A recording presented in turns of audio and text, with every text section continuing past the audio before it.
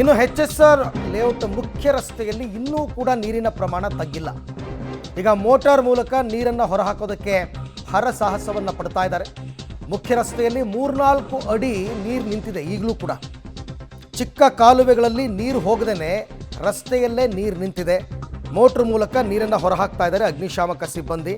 ತುಂಬ ನೀರಿದ್ದರೆ ನೀವು 1-2 pump set ತಂದುಬಿಟ್ಟು ಅದನ್ನು ನೀವು ಮೋಟ್ರ್ ಮುಖಾಂತರ ಹೊರಗಾಗ್ತೀನಿ ಅಂದರೆ ಕಷ್ಟ. ಇಲ್ಲಿ ಪ್ರಾಬ್ಲಮ್ ಆಗಿರೋದು ಅಲ್ಲಿ ಟೆರ್ಷರಿ ಡ್ರೈನೇಜ್ ಇದೆಯಲ್ಲ, ಟೆರ್ಷರಿ ಡ್ರೈನೇಜು ಬ್ಲಾಕ್ ಆಗಿದೆ. ಆ ಬ್ಲಾಕ್ ಆಗಿರೋದನ್ನು ಕ್ಲೀನ್ ಮಾಡಿ ಫಸ್ಟು, ಆಗ ನೀರು ಹರ್ಕೊಂಡು ಹೋಗುತ್ತೆ. ಅದನ್ನು ಬಿಟ್ಬಿಟ್ಟು ಮೋಟ್ರ್ ಹಾಕಿ ಎಷ್ಟು ಅಂತ ನೀವು ಇನ್ನೊಂದು ರೌಂಡ್ ಮಳೆ ಬಂತಪ್ಪ ಏನು ಮಾಡ್ತೀರಾ? ಇದು ಶಾಶ್ವತ ಪರಿಹಾರ ಅಲ್ಲ. ತತ್ಕ್ಷಣಕ್ಕೆ ಆಗಬೇಕಾಗಿರೋ ಪರಿಹಾರ ನೀರನ್ನು ಖಾಲಿ ಮಾಡೋದು. ಸೊ ಹಾಗಾಗಿ ನಿಮಗೆ ನೀರು ಹರಿದೋಗೋದಕ್ಕೆ ಎಲ್ಲಿ ಅವಕಾಶ ಆಗುತ್ತೆ. HSR ಲೇಔಟ್ ಕೂಡ ಒಂದು ಪಾಶ್ ಏರಿಯಾನೇ. ಹಾಗೆ ನೋಡೋಕ್ಕೆ ಹೋದರೆ ಅನ್ಪ್ಲ್ಯಾಂಡ್ ಆಗಿ ಕಟ್ಟಿದ್ದಾರೆ ಅಷ್ಟೇ. ಈ ಬಗ್ಗೆ ಮತ್ತಷ್ಟು ಮಾಹಿತಿ ನನ್ನ ಕೊಲೀಗ್ ಲೋಕೇಶ್ ಅವರಿಂದ ಪಡ್ಕೊಳ್ಳೋಣ. ಲೋಕೇಶ್, ಈಗ HSR ಲೇಔಟ್ನಲ್ಲಿ ಹಾಗೆ ನೋಡೋಕೆ ಹೋದರೆ ಎಲ್ಲ ತುಂಬ ವೆಲ್ ಬಿಲ್ಟ್ ಏರಿಯಾ ಅಂತ ಕರೀತಾರೆ. ಬಟ್ ಸ್ಟಿಲ್ ಈ ಪರಿಪ್ರಮಾಣದಲ್ಲಿ ನೀರು ನಿಲ್ಲೋದಕ್ಕೆ ಏನು ಕಾರಣ? ಈಗೇನು ಕ್ರಮ ತಗೊಂಡಿದ್ದಾರೆ? ಅರವಿಂದ್, HSR ಲೇಔಟ್ನಲ್ಲಿ ಪ್ರಮುಖವಾಗಿ ನೀರು ನಿಲ್ಲೋದಕ್ಕೆ ಪ್ರಮುಖ ಕಾರಣಗಳು ಅಂತಂದರೆ ಸರಿಯಾದ ರೀತಿಯಲ್ಲಿ ಒಳಚರಂಡಿ ವ್ಯವಸ್ಥೆ ಮಾಡದೇ ಇರುವಂಥದ್ದು, ರಾಜ್ಯ ಕಾಲುವೆಗೆ ಸಂಪರ್ಕ ಕಲ್ಪಿಸುವಂಥ ಕಾಲುವೆಗಳೇನಿವೆ ಆ ಕಾಲುವೆಗಳಿಗೆ ಚಿಕ್ಕದಾಗಿರುವಂಥದ್ದು. ಅದರಿಂದಾಗಿ ನೀರು ಹೋಗಲಿಕ್ಕೆ ಸಾಧ್ಯ ಆಗದೆ ರಸ್ತೆಗಳಿಗೆ ನೀರು ಬರ್ತಾ ಇದೆ. ಗಮನಿಸ್ಬೋದು, HSR ಲೇಔಟ್ನ ಮುಖ್ಯ ರಸ್ತೆ ಇದು. ನಿನ್ನೆಯಿಂದನೂ ಕೂಡ ಇದೇ ಮಾದರಿಯಲ್ಲಿ ನೀರಿಲ್ಲಿ ಸಂಗ್ರಹ ಆಗ್ತಾ ಇದೆ. ನೀರನ್ನು ಹೊರ ಹಾಕುವಂಥ ಕೆಲಸ SDRF ಸಿಬ್ಬಂದಿಯವರು ಮಾಡ್ತಾ ಇದ್ದಾರೆ. ಸಾಧ್ಯ ಆಗ್ತಾ ಇಲ್ಲ. ಈ ಪ್ರಮಾಣದಲ್ಲಿ ಈ ರಸ್ತೆಯಲ್ಲಿ ನೀರು ನಿಲ್ಲಕ್ಕೆ ಪ್ರಮುಖ ಕಾರಣ ಅಂದರೆ HSR ಲೇಔಟ್ನ 5ನೇ ಹಂತದಲ್ಲಿ ಇರ್ತಕ್ಕಂಥ ಚಿಕ್ಕ ಚಿಕ್ಕ ಕಾಲುವೆಗಳ ನೀರೆಲ್ಲವೂ ಕೂಡ ಅಗರ ಕೆರೆಗೆ ಹೋಗುತ್ತೆ. ಅಗರ ಕೆರೆಗೆ ಹೋಗುವಂಥ ನೀರು ಹೋಗುವಂಥ ನೀರಿಗೆ ಕಾಲುವೆ ಚಿಕ್ಕದಾಗಿದೆ, ದೊಡ್ಡದಾಗಿಲ್ಲ. ರಾಜಕಾಲುವೆ ಮಾರ್ಗ ಕೂಡ ಚಿಕ್ಕದಾಗಿರುವಂಥದ್ದು. ಜಾಸ್ತಿ ಓವರ್ಫ್ಲೋ ಆದಾಗ ಆ ನೀರೆಲ್ಲವೂ ಕೂಡ ರಸ್ತೆಗೆ ಬಂದು ನಿಂತ್ಕೊಳ್ಳುತ್ತೆ. ಇದೇ ಪರಿಸ್ಥಿತಿ ಕಳೆದ 2 ದಿನಗಳಿಂದಲೂ ಕೂಡ ಇದೆ.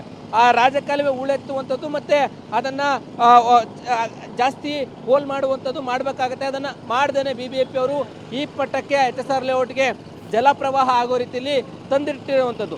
ನಿನ್ನೆಯಿಂದನೂ ಕೂಡ SDRF ಅವರು 4 ಮೋಟರ್ಗಳನ್ನು ಹಾಕ್ಕೊಂಡು ರಾಜಕಾಲುವೆಗೆ ನೀರು ಬಿಡುವಂಥ ವ್ಯವಸ್ಥೆಯನ್ನು ಮಾಡ್ತಾ ಇದ್ದಾರೆ. ನೀರು ಖಾಲಿ ಆಗ್ತಾ ಇಲ್ಲ. ಮಳೆ ಬರ್ತಾನೆ ಇದೆ. ಬರ್ತಾ ಇರೋ ಕಾರಣಕ್ಕೋಸ್ಕರ ನೀರು ಖಾಲಿ ಆಗ್ದೇನೆ ಸಮಸ್ಯೆ ಆಗ್ತಾ ಇರುವಂಥದ್ದು ನೋಡ್ಬೋದಾಗಿದೆ. ಮೋಟ್ರ್ಗಳನ್ನು ರಾಜಕಾಲುವೆಗೆ ಅಳವಡಿಸಿ ಅಲ್ಲಿ ನೀರನ್ನು ಬಿಡುವಂಥ ಕೆಲಸವನ್ನು ಆಗ್ತಾನೆ ಇದೆ. ಆದರೆ ಸಾಧ್ಯ ಆಗ್ತಾ ಇಲ್ಲ. ಎಷ್ಟಂತ ಖಾಲಿ ಆಗುತ್ತೆ. ಸಣ್ಣ ಸಣ್ಣ ಒಳಚರಂಡಿಗಳಿಂದ ಬಂದಂಥ ನೀರೆಲ್ಲವೂ ಕೂಡ ಇಲ್ಲೇ ಸಂಗ್ರಹ ಆಗುತ್ತೆ. ಇದು ಪ್ರಮುಖವಾಗಿ ಈ ಮುಖ್ಯ ರಸ್ತೆ ಇರುವಂಥದ್ದು ಸಿಲ್ಕ್ ಬೋರ್ಡ್ಗೆ ಸಂಪರ್ಕವನ್ನು ಕಲ್ಪಿಸುತ್ತೆ. ಸಿಲ್ಕ್ ಬೋರ್ಡ್ ಕಡೆಗೆ ಜೊತೆಗೆ ವೈಟ್ ಫೀಲ್ಡ್ ಕಡೆಗೆ ಆ ಭಾಗಕ್ಕೆ ಹೋಗ್ತಕ್ಕಂಥ ಈ ಒಂದು ಸಂಪರ್ಕ ಏನಿದೆ ತುಂಬ ಅನುಕೂಲಕರ ಆಗುತ್ತೆ ಅಂತ ವಾಹನ ಸವಾರರು ಇದನ್ನು ಬಳಸ್ತಾರೆ. ಆದರೆ ನೀರು ನಿಂತಿರೋದ್ರಿಂದಾಗಿ ವೆಹಿಕಲ್ಗಳ ಮೂವ್ಮೆಂಟು ಕೂಡ ನಿಧಾನವಾಗಿ ಸಾಗ್ತಾ ಹೋಗ್ತಾ ಇದೆ. ಜಾಸ್ತಿ ನೀರಿತ್ತು ಆಗ ವೆಹಿಕಲ್ಗಳು ಸಂಚಾರ ಬಂದ್ ಮಾಡಿದ್ರು. ಈಗ ಕಡಿಮೆ ನೀರಿದೆ. ಬೈಕು, ಆಟೋ, ಕಾರು ಎಲ್ಲವೂ ಕೂಡ ಇದರ ಮುಖಾಂತರನೇ ಹೋಗ್ತಾ ಇರುವಂಥದ್ದು. ನೀರು ಮಾತ್ರ ಕಡಿಮೆ ಆಗ್ತಾ ಇಲ್ಲ. ಪ್ರಮುಖವಾಗಿ ಬೊಮ್ಮನಹಳ್ಳಿ ವಲಯದಲ್ಲಿ ಪ್ರತಿ ಬಾರಿ ಕೂಡ ಆಗ್ತಕ್ಕಂಥ ಎಫೆಕ್ಟ್ಗಳ ಏರಿಯಾಗಳಲ್ಲಿ HSR ಲೇಔಟ್ನ ಎಲ್ಲ ಹಂತಗಳಲ್ಲೂ ಕೂಡ ಮನೆಗಳಿಗೆ ನೀರು ನುಗ್ಗುವಂಥದ್ದು, ರಾಜಕಾಲುವೆನ ಸರಿಪಡಿಸ್ತಾ ಇರುವಂಥದ್ದು, ತಡೆಗೋಡೆಗಳನ್ನು ನಿರ್ಮಾಣ ಮಾಡದೇ ಇರುವಂಥದ್ದು ಪ್ರಮುಖ ಕಾರಣಗಳಾಗಿವೆ. ಪ್ರಮುಖವಾಗಿ ಎಫೆಕ್ಟ್ ಆಗುವಂಥ ಪ್ರದೇಶ HSR ಲೇಔಟ್ ಅಂತೇಳಿ BBMPಯ ಮಳೆ ಹಾನಿ ಪ್ರದೇಶಗಳ ಪಟ್ಟಿಯಲ್ಲಿ ಇದ್ದರೂ ಕೂಡ ಅದಕ್ಕೆ ಶಾಶ್ವತ ಪರಿಹಾರವನ್ನು ಕಲ್ಪಿಸುವಂಥ ಕೆಲಸವನ್ನು BBMP ಇದುವರೆಗೂ ಮಾಡ್ತಾ ಇಲ್ಲ. HSR ಲೇಔಟ್ನ ನಿವಾಸಿಗಳು ಪ್ರತಿ ಬಾರಿ ಮಳೆ ಬಂದಾಗ ನರಕವನ್ನು ಅನುಭವಿಸ್ತಾ ಇರ್ತಕ್ಕಂಥದ್ದು. ಇಲ್ಲಿರುವಂಥ ಶಾಸಕರು ಕೂಡ ಸದನದಲ್ಲಿ ಪ್ರಶ್ನೆ ಮಾಡಿ ಶಾಶ್ವತ ಪರಿಹಾರಕ್ಕೆ ತಂದುಕೊಡುವಂಥದ್ದಿಲ್ಲ.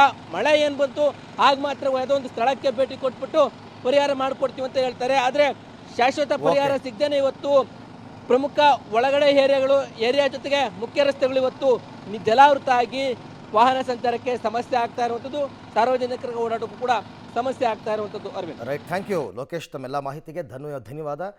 ಶಾಶ್ವತ ಪರಿಹಾರ ಅಂದರೆ ಮೋಟ್ರ್ ಹಾಕಿ ನೀರು ತೆಗೆಯೋದಲ್ಲ. ನೀವು ಅಲ್ಲಿ ಕಲೆಕ್ಟ್ ಆಗುವಂತಹ ನೀರು ರಾಜಕಾಲುವೆಗೆ ಸರಾಗವಾಗಿ ಹರಿದೋಗಬೇಕು. ಅದು ಶಾಶ್ವತವಾಗಿ ಒಂದು ಪರಿಹಾರ. ಅದನ್ನು ಮಾಡಿ ಫಸ್ಟು.